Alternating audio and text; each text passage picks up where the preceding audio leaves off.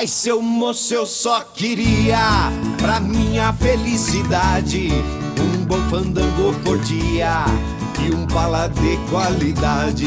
Porva espingarda cutia, um facão fala a verdade, uma viola de harmonia pra eu chorar minha saudade.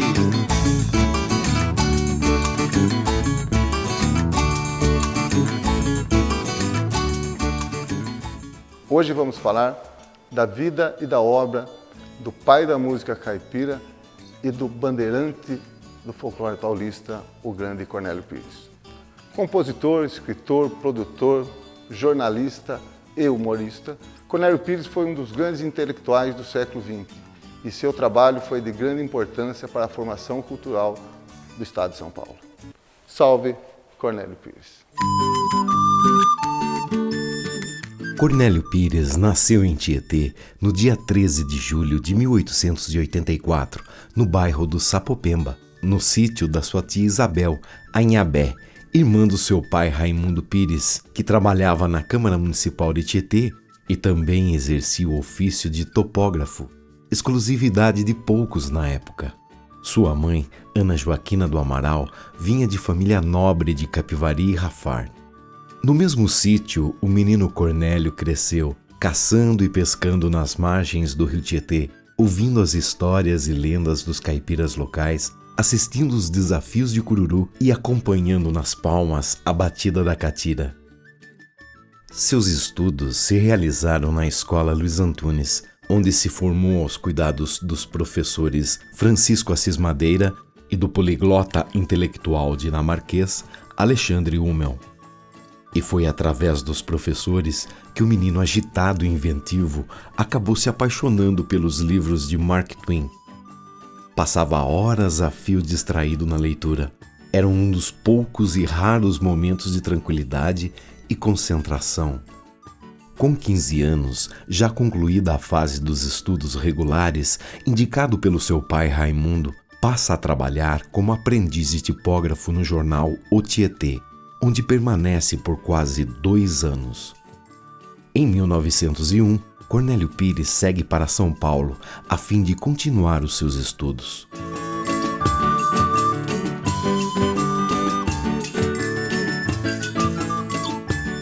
Quando o Cornélio chega em São Paulo, ele é recebido pela tia Belisária, que era uma tia do Cornélio, casada com o irmão da mãe do Cornélio Pires. E é ela que norteia um menino em São Paulo, seus primeiros passos. Acaba matriculando ele no colégio presbiteriano e norteia essa chegada dele em São Paulo. E essa tia Belisária, ela tinha uma pensão. E essa pensão era frequentada por estudantes, era frequentada por jornalistas intelectuais da época. E Cornélio acaba vivendo nesse meio. E é por intermédio desse meio ele passa a conhecer e visitar as redações dos grandes jornais em São Paulo e passa a trabalhar como sapo de redação, que é um tipo de jornalista avulso, que trabalha quando tem matéria, alguma notícia para cobrir, né? E essa situação segue até o momento que o Cornélio conhece o João Lúcio Brandão. O João Lúcio Brandão já era um jornalista de nome em São Paulo, já conceituado, e eles se tornam grandes amigos e por intermédio dele ele é contratado em 1902 como jornalista fixo do jornal O Comércio de São Paulo. E a partir daí que o Cornélio aprende o seu ofício como jornalista, aprende a redigir, a fazer cobertura de matérias. E em 1904 ele fez sucesso com as matérias que ele fez sobre a revolta da vacina. O Cornélio ele ia até a Estação Norte de trem em São Paulo, esperava as pessoas que vinham fugidas da capital, da revolta da vacina, e lá ele ia entrevistando as pessoas, anotando as suas matérias, e acabou tendo um sucesso de crítica, elogios no meio jornalístico em São Paulo, e foi a primeira vez que ele se despontou como jornalista. Eu pensei, não posso ir até o Rio de Janeiro entrevistar as pessoas, mas ir até a estação de trens eu posso. Acordei cedinho, fiquei plantado o dia inteiro esperando as pessoas que chegavam em trens abarrotados, vagões, cheio de gente, pessoal fugindo da vacina do Oswaldo Cruz. Mas foi ali que eu colhi os depoimentos fresquinhos que chegavam da capital. As matérias foram um sucesso. E foi ali que meu nome apareceu em destaque pela primeira vez no meio jornalístico de São Paulo. Fiquei orgulhoso. E Cornélio Pires, ele sempre está vindo para Tietê, visitando a cidade. E nessas idas e vindas dele, ele conhece uma moça e acaba se apaixonando por ela. E ela era conhecida na cidade como Belinha. E essa paixão do Cornélio acabou rendendo para ele algumas poesias. Escreveu várias poesias nessa época por conta disso. E como ele já tinha algum conhecimento e algum respeito dentro do meio jornalístico em São Paulo, aos 21 anos, em 1905, o Cornélio estreia como poeta, publicando no jornal O Tietê a poesia Soneto. E essas poesias dessa época que o Cornélio escreveu por conta dessa paixão tinham um gosto a mais, porque essa paixão era uma paixão proibida. O pai da Belinha era um português que trabalhava no comércio na cidade de Tietê e era uma pessoa carrancuda, de família patriarcal. E logo depois da publicação da poesia Soneto, ele proibiu terminantemente o encontro do casal. Eles não podiam conversar, nem se ver, nada. Então, sendo assim, o Cornélio tinha que aproveitar qualquer oportunidade que ele tinha para estar perto da Belinha. E foi aí que surgiu a poesia O Beijo. Essa poesia surge justamente da estranheza das pessoas para com Cornélio, que vindo de família protestante, acabou entrando dentro da igreja, em frente ao altar, beijou o pé do santo.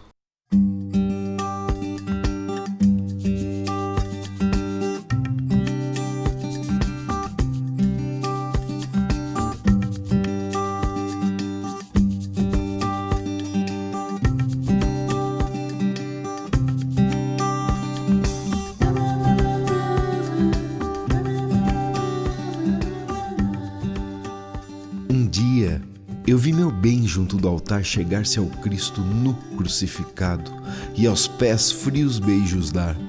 Em isso vendo, eu fui muito apressado e sobre os pés de Deus ali curvado, com a boca colada no lugar em que meu bem havia então beijado. E aos pés do Cristo nu pus-me a beijar, cheio de afeto e cheio de respeito. Depois que me retirei satisfeito por me ter parecido aquele ensejo, pensaram que eu beijei os pés do Cristo, as pessoas que ali tinham me visto, mas não beijei os pés, beijei o beijo.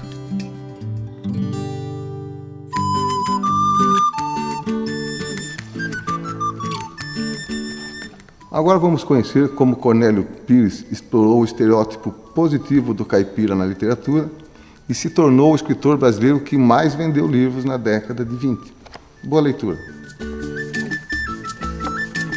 Depois de ter 3 dos seus poemas publicados na revista de circulação nacional chamada O Malho, e de ter recebido o incentivo e apoio do seu primo e escritor, o jornalista Amadeu Amaral, Cornélio resolve organizar suas poesias e publicá-las em um livro, que seria a sua estreia na literatura nacional, intitulado Musa Caipira.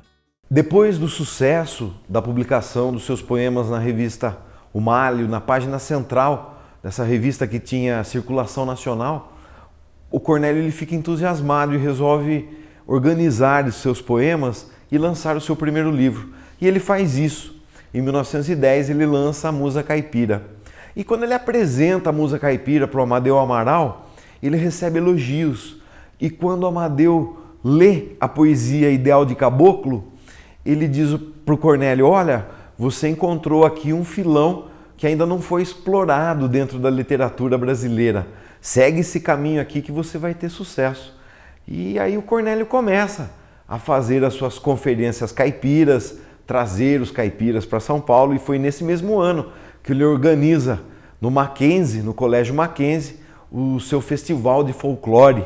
E lá ele traz as duplas de viola, declamações de poesia, apresenta um teatro de uma encenação de um funeral caipira bebido e acabou sendo um sucesso. A poesia Ideal de Caboclo, apresentada em seu livro de estreia em 1910, foi a primeira poesia dialetal publicada na história da literatura brasileira.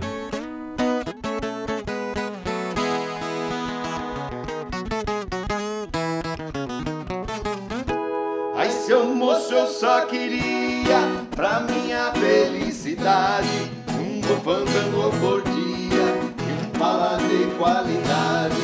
Fogo, espingarda, cutia, um facão, fala a verdade, uma viola de harmonia pra eu chorar minha saudade.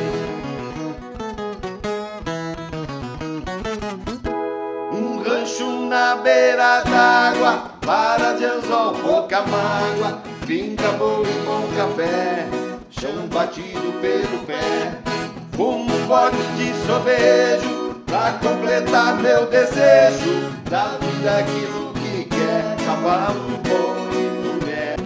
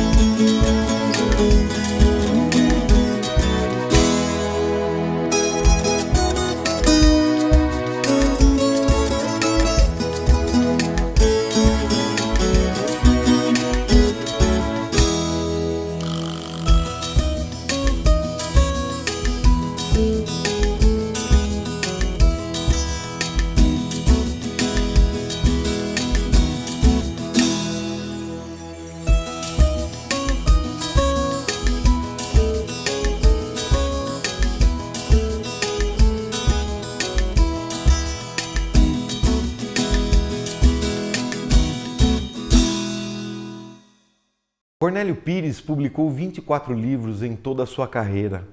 Trouxe o folclore e o caipira para a literatura brasileira. Mas foi em 1924, com as estrambóticas aventuras de Joaquim Bentinho, que ele consolida a sua fama como escritor e se torna o autor que mais vendeu livros na década de 20. Isso aconteceu por conta do estereótipo positivo do caipira do Cornélio Pires. Diferente do Jeca Tatu, proposto por Monteiro Lobato, o caipira do Cornélio era um caipira esperto, um caipira inteligente, que tinha um olhar crítico e até politizado, e a resposta pronta na ponta da língua. E dia desses eu fui até um bairro de Tietê, eu não me lembrava do caminho, mas que sorte eu dei, porque já estava um caipira no morão de cerca lá, todo simpático, pendurado. Fui pedir informações para ele. Boa tarde. Tarde, senhor. O senhor conhece o Abrão Maluf por aqui? Ah, tô cansado de conhecer. Muito bem. O senhor sabe dizer quanto de tempo eu gasto para chegar até a casa dele? Ah, não sei. Fiquei bravo com a segura do caipira. Não sei se viu, que a maior cara de pau do mundo me dá uma resposta dessa. Fui a passos largos caminhando quando ele falou: moço, vem cá um pouquinho. Você me andar nesse passo, mas você chega em meia hora. Um bispo protestante que recentemente fixara a residência em Nova York saíra em procura da repartição dos correios. Vendo um pequeno vendedor de jornais, perguntou-lhe: menino, Faz favor de me dizer onde fica a repartição dos Correios? Em frente, quarta à direita, terceira à esquerda. Um prédio grande no meio da praça. À direita, correspondência para o exterior. À esquerda, para o interior. Que menino inteligente. Menino, amanhã vá à minha casa, à Rua Lincoln, número 20. Eu quero te ensinar o caminho do céu. Porque nem o caminho do correio não sabe agora. Agora vamos ver como Cornélio Pires entrou para a história da música com a coleção de discos Turma Caipira, gravado pela Columbia, e saber um pouco mais como ele se tornou o pai da música caipira no Brasil. Em 1929, Cornélio Pires entra para a história do disco no Brasil, lançando sua famosa Turma Caipira em uma coleção de discos conhecida como a Série do Selo Vermelho, lançada pela gravadora Columbia. Foram gravadas entre 1929 e 1930 53 discos de 78 rotações, num total de 106 fonogramas, entre eles músicas, piadas, causos e imitações. A coleção de discos teve uma tiragem total de 300 mil cópias, todas vendidas. Em 1929, Cornélio Pires ele já gozava de um certo sucesso. Ele era famoso, ele tinha uma certa fama e os ingressos das suas conferências, das suas apresentações eram caros. Sempre tinha um figurão da política, da elite paulista na sua plateia. Então ele gozava dessa certa fama e ele sentiu uma invasão estrangeira na cultura brasileira naquela época. Não só nos vocábulos, nas artes, mas também na música e principalmente na falta de material nacional das rádios para tocar nas rádios. Então ele percebeu uma invasão do tango em São Paulo muito forte. Foi aí que ele teve a ideia de gravar em disco os shows e as apresentações das conferências da Turma Caipira que ele andava fazendo pelos palcos do Brasil. Levar o caipira para o disco. E quando ele chegou na gravadora e ofereceu esse projeto para a Columbia na época, o dono da gravadora, o Baito Júnior, ele recusou o projeto e desincentivou o Cornélio. Falou para ele, Cornélio, os caipiras não vão fazer sucesso em disco. Foi aí que o Cornélio resolveu bancar do próprio bolso a gravação dos discos da Turma Caipira. E perguntou então quanto custaria para ele pagar as gravações e confecções dos discos e bancar o projeto. E o dono da gravadora, tentando desincentivar Cornélio Pires, apresentou um orçamento extremamente alto. Cornélio foi então até um amigo dele, comerciante de joias na Rua Direita, no centro de São Paulo, e prontamente prestou dinheiro para ele. E no final daquela tarde, o Cornélio colocou sobre a mesa do Baito Júnior 2 sacos cheios de dinheiro, no dobro da quantia do orçamento que ele tinha solicitado. Eu pedi um orçamento de 2.000 cópias, aqui tem dinheiro para 5.000 cópias. E só na primeira tiragem de discos foram fabricadas 25.000 cópias. Quando eu fui buscar os discos que haviam ficado prontos na gravadora em São Paulo, o dono da gravadora disse que 25.000 discos era um absurdo de discos. Eu me lembro ainda hoje. O americano com as mãos para cima dizendo que eu era louco. Onde já se viu? Porque no país não havia tanta vitrola para tantos discos. Eu nem dei bola. Enchi o carro com os discos, parti para o Oeste Paulista, já perto de Jaú, após 3 dias de apresentações, viagens, passei a mão no telefone e liguei para ele dizendo que eu precisava de mais discos. E foi assim que eu me tornei o primeiro produtor musical independente do Brasil.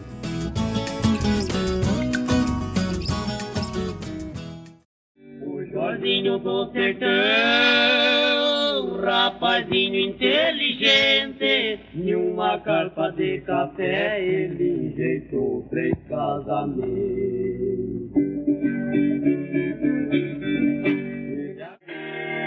Esse diz que vai casar, larguei mão dessa loucura. Casar com mulher ciumenta pra servir da tua injúria.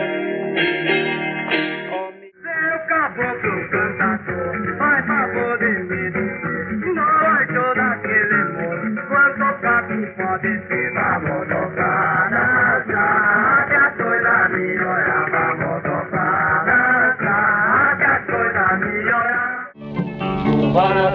cidade em Ojucabê. Mas por quê? Tô fazendo recrutamento para a cidade em Ojucabê. Mas por quê? Tô fazendo recrutamento. No tempo que eu fui soldado, fiz coisa de admirar. Tomei 18 cadeias antes do mês de findar. Ainda quando eu saí, tava querendo brigar. Com essa história das gravações dos discos da Turma Caipira, o Cornélio Pires acabou abrindo um novo mercado da música no Brasil, o mercado sertanejo, que de 1929 até hoje, o mercado sertanejo, na fatia da música do Brasil, é o mercado que mais gera lucro. E de 1929 até hoje, a música sertaneja, a música raiz, ela só subiu numa reta ascendente. Nenhum estilo musical no Brasil perpetuou tanto no inconsciente coletivo quanto a música raiz e a música sertaneja.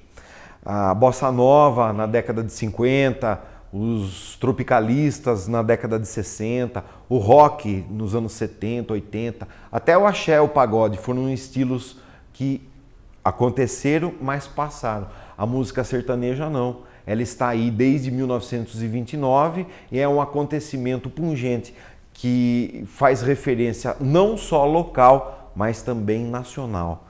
E a importância dos discos da coleção da Turma Caipira do Cornélio é pungente na história paulista, pois ela traz fatos que fazem parte da nossa construção, da nossa cultura, do nosso folclore paulista.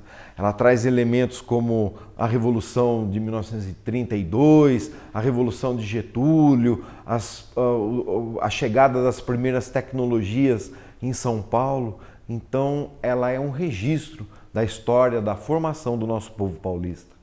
Cá estão os nossos caipiras, ensaiando as suas modas de viola e os seus sambas, para as noitadas alegres das festas do Pirafora.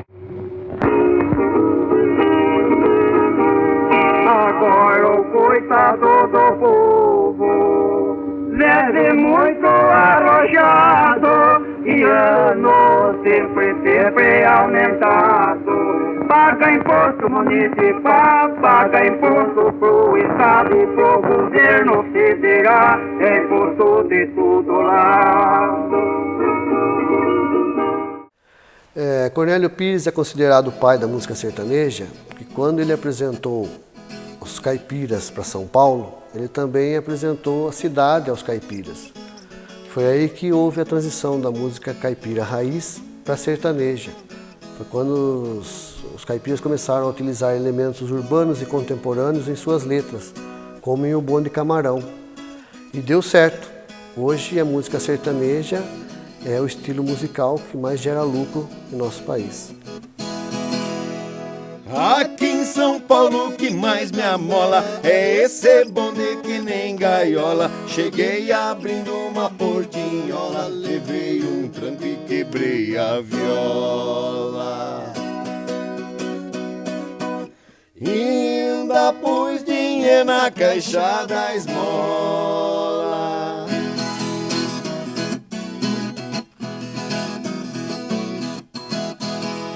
Chegou um velho se faceirando, levou um tranco e foi cambeteando. Beijou uma véia e saiu bufando, sentou de um lado e acabou assoando.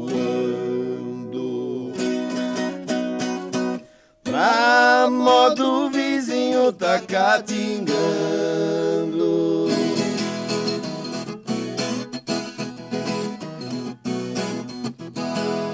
Entrou uma moça se arrequebrando e no meu colo ela foi sentando. Pra modo bonde que tava andando, sem a tadinha tá esperando. Eu falo claro, fiquei gostando.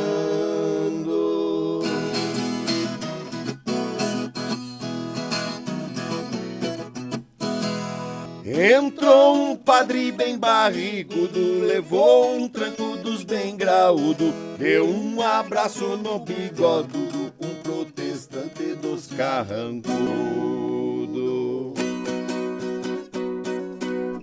e deu cavaco no batinudo.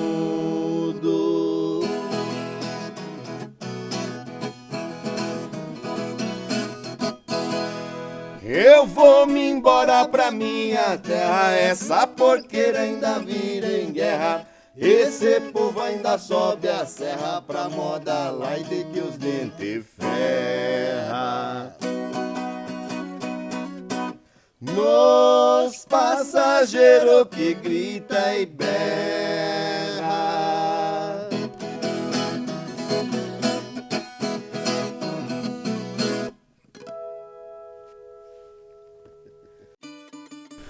Na década de 40, Cornélio Pires cria o seu famoso Teatro Ambulante, projeto com o qual o artista segue até o final de sua carreira nos palcos. Vamos conhecer agora um pouco mais sobre o teatro e sobre o Museu Histórico, Folclórico e Pedagógico Cornélio Pires, aqui em Tietê, na terra do poeta. Em 1946, Cornélio Pires idealiza seu último projeto artístico, o Teatro Ambulante Gratuito Cornélio Pires, juntamente com o amigo e ventríloco Romeu Rodrigues, que se apresentava com mais 2 bonecos, o Justo e o Soneira. A iniciativa foi vitoriosa e pelas cidades onde se apresentavam, o sucesso era garantido pelos sorrisos estampados em cada rosto. O teatro ambulante fazia a alegria da criançada.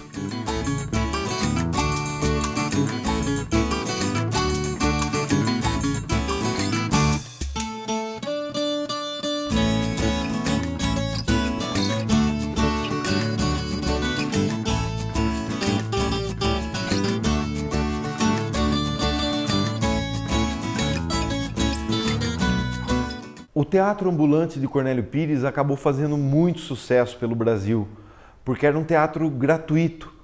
Então, as prefeituras solicitavam a apresentação do teatro e Cornélio acabou viajando por várias cidades. Chegou até a se apresentar no Amazonas para tribos indígenas. E foram 11 anos de apresentações até a morte do Cornélio. Cornélio faleceu no dia 17 de fevereiro de 1958. Veio a ser enterrado na cidade de Tietê, de pijama, como ele queria, porque as roupas dele eram para serem doadas para os pobres. No mesmo ano, foi inaugurado a erma com o busto do Cornélio na praça central da cidade de Tietê, na praça Dr. Elias Garcia, e também fundado o Museu Histórico, Folclórico e Pedagógico Cornélio Pires, que para a história do folclore paulista é um museu de suma importância.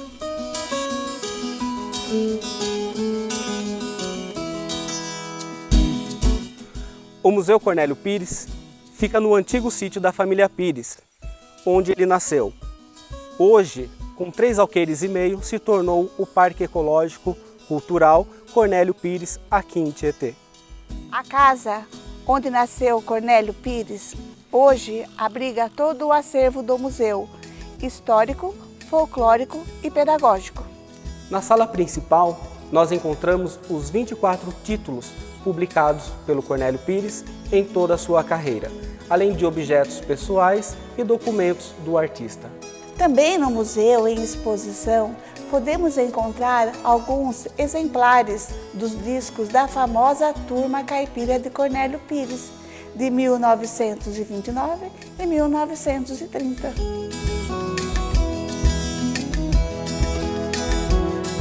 Cornélio Pires foi um grande intelectual paulista e brasileiro, escritor, poeta, jornalista, compositor, produtor e humorista, um homem à frente do seu tempo, um artista que estreitou o popular e o erudito através das suas pesquisas e publicações sobre o caipira. Reconhecido e reverenciado por artistas intelectuais brasileiros, seu legado hoje vive eternizado em sua obra e em seus personagens, e como escreveu Monteiro Lobato em homenagem ao poeta num dos seus livros do Sítio do Pica-Pau Amarelo, não só o Visconde de Sabugosa, mas todo mundo deveria ter um pouco de Cornélio Pires como recheio dentro de si, que é para a vida ficar mais alegre e feliz.